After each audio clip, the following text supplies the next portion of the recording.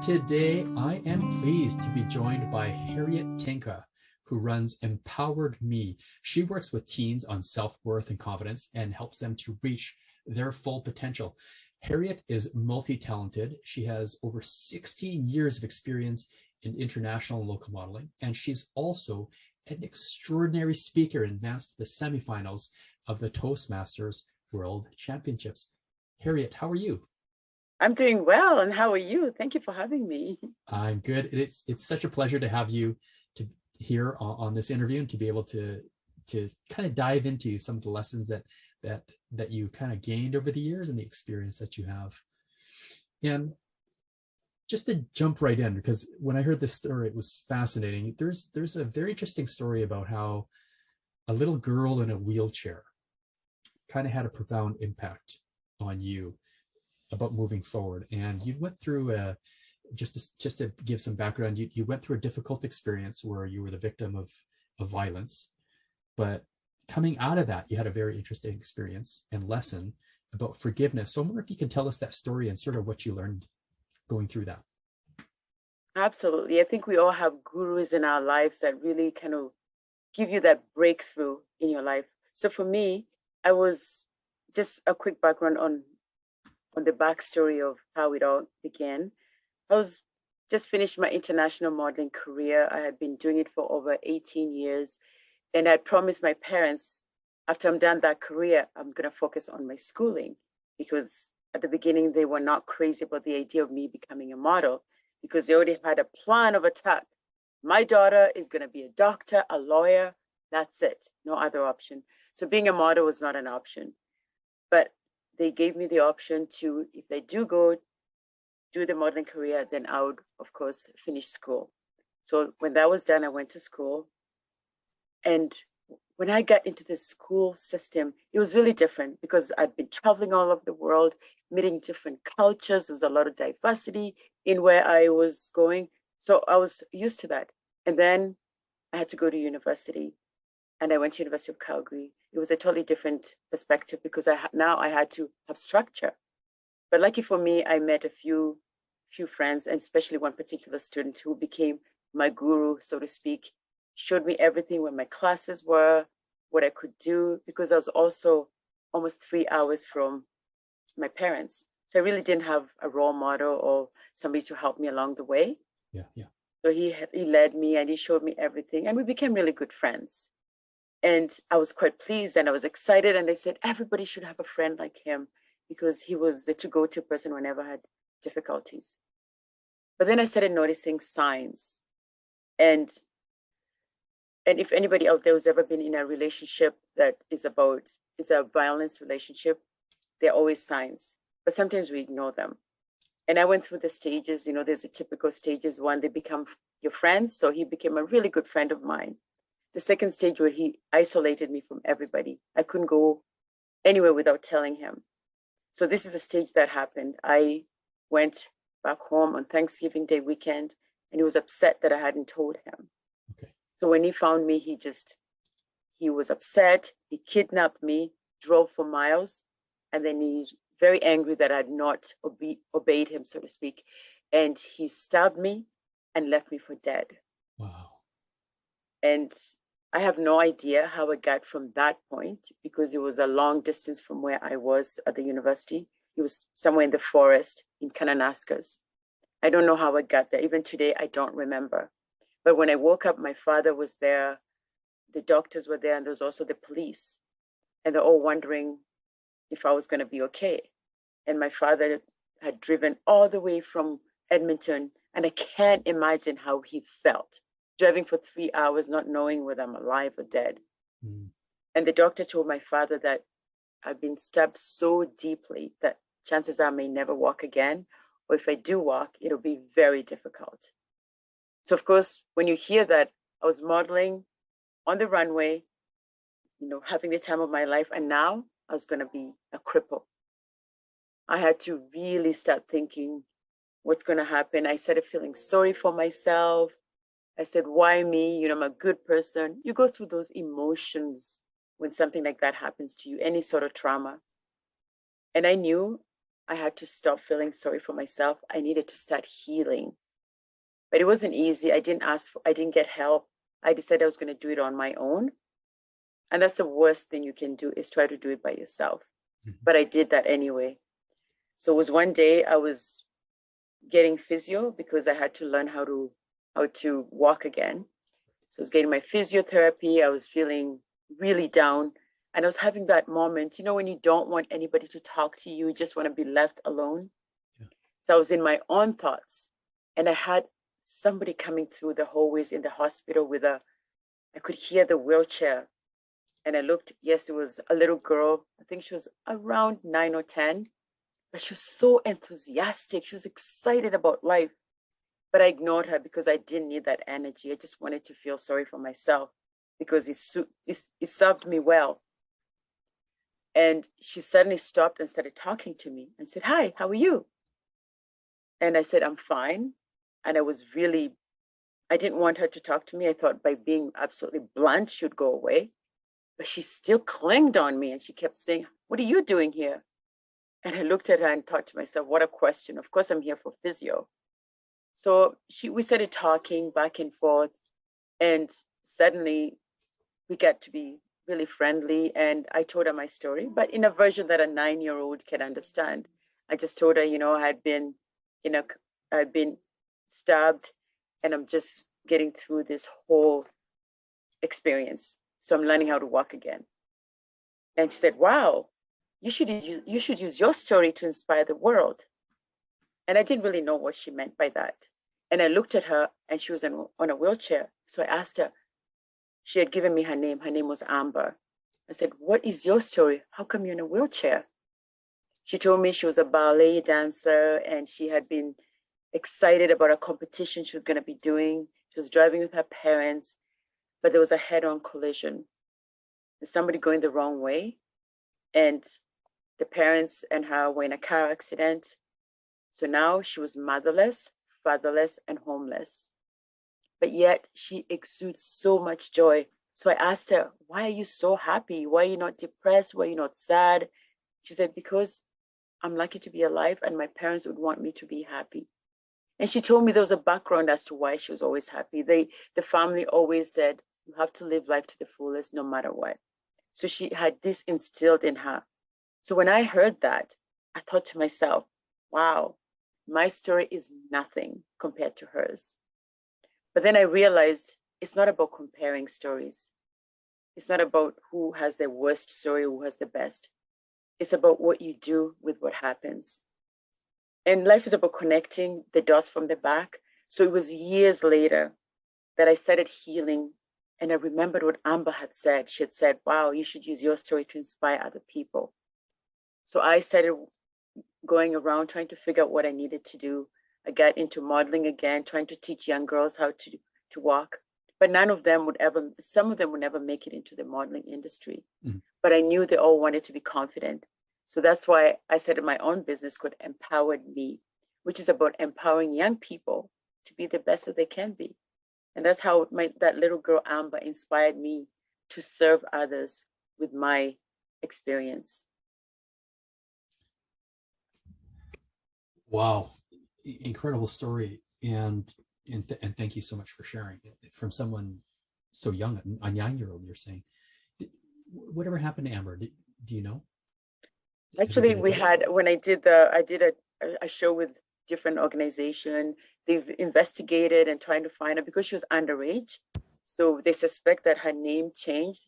And because she was underage, they don't have any records of her. So I'm hoping that one day she will come in front of my house and say, "Hey, I'm Amber, your guardian angel." So I don't know. Yeah, I'm not sure what happened to her. But I know she's my guru. If Amber, if you hear this one day, please yes, make contact with Harriet. That would be wonderful. But we can learn so much from stories, and just as you learned from Amber, and we're learning from you, and that's quite extraordinary how you've used that to kind of shape your life in many ways. I know at your heart you're a competitor and you're a fighter. And one of the things that you also do is that you run ultra marathons, which are quite grueling on the body. and you're running for, correct me if I'm wrong here, 24 or 30 hours or something like that. Absolutely, yes. I love And it. very few people can run these, and you're one of them. And I think, to me, it speaks to the power of the mind somehow. And what I wanted to ask you is, there must be moments when you're racing when you're really suffering and it hurts, and you've still got 16 hours to go. How do you get through those moments?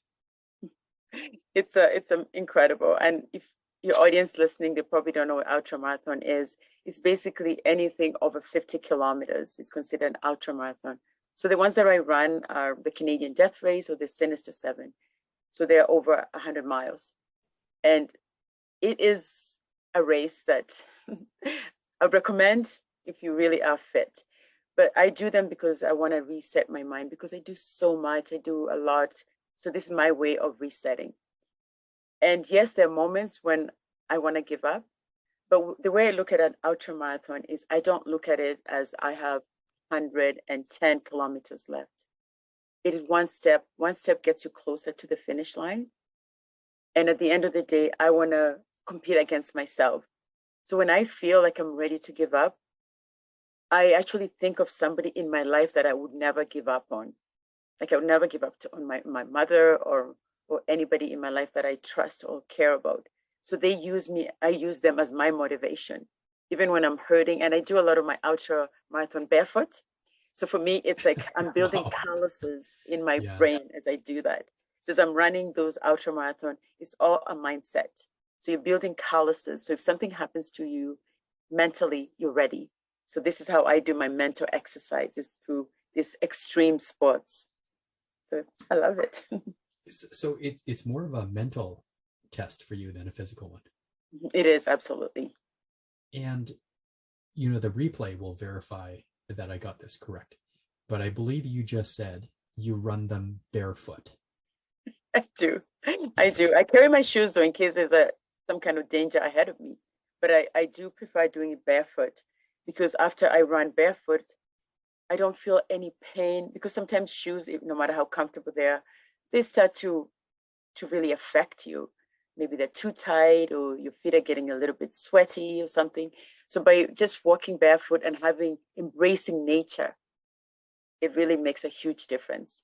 So mindset, everything is connected to your feet, and you just, huge difference. Try it sometime. I recommend it. Thanks for that. And will remain to be seen whether I run an ultra marathon barefoot. But you're also, among the many things that you do, you're also a competitive speaker or orator. And you competed not too long ago at the Toastmasters World Championships. And you represented District 99 and advanced very far. And you and I met through Toastmasters, and I'm very honored to have crossed paths with you and to see you on this journey. What was it like going through round after round after round and making it through each time? What was that like for you? It was a great experience. First of all, I want to thank my clubs, because they all supported me and they were always there. And I think that's one of the most important things, getting that tribe, that support from all your friends. And I want to thank my club, The Way We Speak, that really supported me, and Brownsley's Best. So it wasn't easy, because I set it off at a club level. Actually, I think at a club level, I was just, nobody competed. So I, by default, won. So that was exciting, boosted my ego or my self-confidence. And then the real competition started at the area level. So anybody who's never been doesn't understand Toastmasters, it starts at a club level, and then it advances at area. And then after area, you go to division. And then after division, you go to district. So it always gets tighter and tighter and more competitive as you get to the next level, because you're getting more experienced speakers, you get people who have been doing it for a bit longer than you have. So at the end of the day, I wasn't focused on the end result. I was mostly focusing on my message, because I spoke to some of my coaches and they told me, if you focus on the accolades, your message will be diluted. So I focused on my message, saying to myself, there's somebody out there who needs to hear my message. So as I advanced from the district, which is the district in our division, then you get to the international level. So after district, you go to the regional quarterfinals, which I advanced to.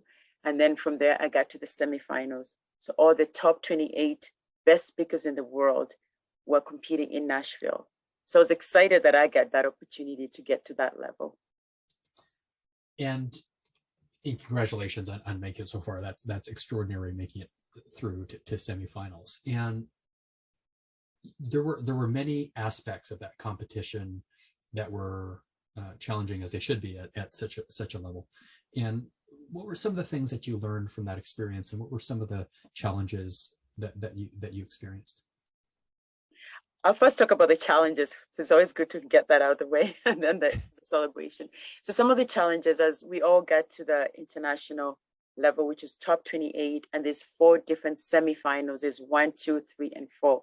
So we all given, the little speech on how it's going to go and so on. And this year was the very first time ever that Toastmaster did the hybrid. So there was people doing it online, and there were people doing it in person.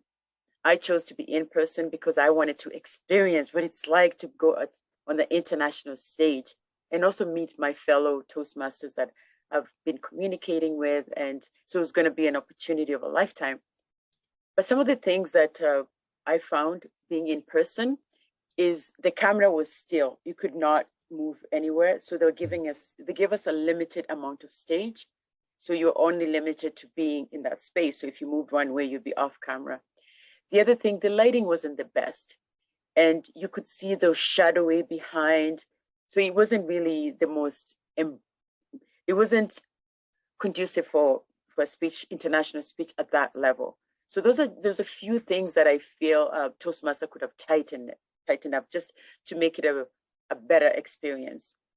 But those did not stop me from competing, because I think Toastmaster had a great competition for all of us this year, because it's the first time. We all have to learn from our mistakes. As they say, sometimes you learn, sometimes you win, sometimes you learn. So there's a few areas of improvement, just like in anything in life. So I'm quite excited that I was part of that competition. And some of the things that I took away is, if you focus on the accolade, you will not get your message there. Because I know the way it happens with the semifinals, only the top 2 advance to the to the finals. I wasn't in my semifinals too. I wasn't among the top 2. I was those 6 people in my category, so the only 2 could advance.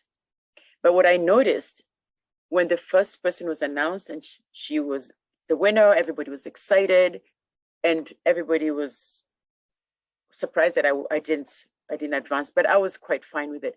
But I noticed the difference is nobody went to the winner, but everybody was coming to me. And I thought to myself, no, go to the winner. That's who won. But at the end of the day, they said my message is what really talked to them. So that is when I had my aha moment, realizing it's not really about winning, it's about your message. And ever since I finished that competition, I've had a lot of organizations asking me to come and share my message that I had at the Toastmasters International stage. So it's really not so much about the winning, it's about your message, how passionate and how much you want somebody out there to listen to it. Because I remember a lady who, she was going through a lot of challenges. I think she was going through chemotherapy. And she told me that this was the first time ever that she was able to laugh and cry after she listened to my speech.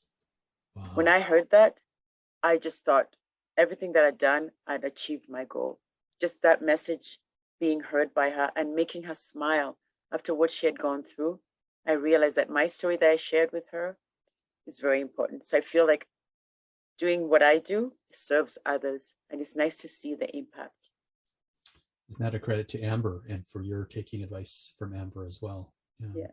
And I know now that you coach and mentor teams, and for Toastmasters, you brought on some excellent coaches to help you to further prepare for those championships. And I'm wondering if you can, just as we close off here, talk about coaching and mentorship and how that has kind of woven its way into your life and what you think about that. Well, coaching is so important. I think even people like Warren Buffett, anybody you can think of, has coach or a mentor, somebody to kind of show you a different perspective on how you can be better. It's really important. So what I do, even for my speech, when I was going through the journey of my Toastmasters International contest, I had 4 coaches. And I'm not saying everybody needs 4 coaches. You just do what really works for you. And I got so many different perspectives. And then I packaged it as my own because they helped me grow. They saw things in me that I didn't see. They believed in me. And I think that's so important. When somebody believes in you, you know you can achieve anything that you need, you want to get in life. So for me, I would say anybody out there, and it doesn't have to be, it can be somebody you watch on television, it can be a guru on TV, you look up to them. It doesn't have to be one-on-one, but you definitely need a mentor or a coach. And I recommend it. I work with young girls and I help them use me as a cheat sheet, so to speak. I don't want anybody out there to do the same mistakes as I did. Use me as an example and learn from it.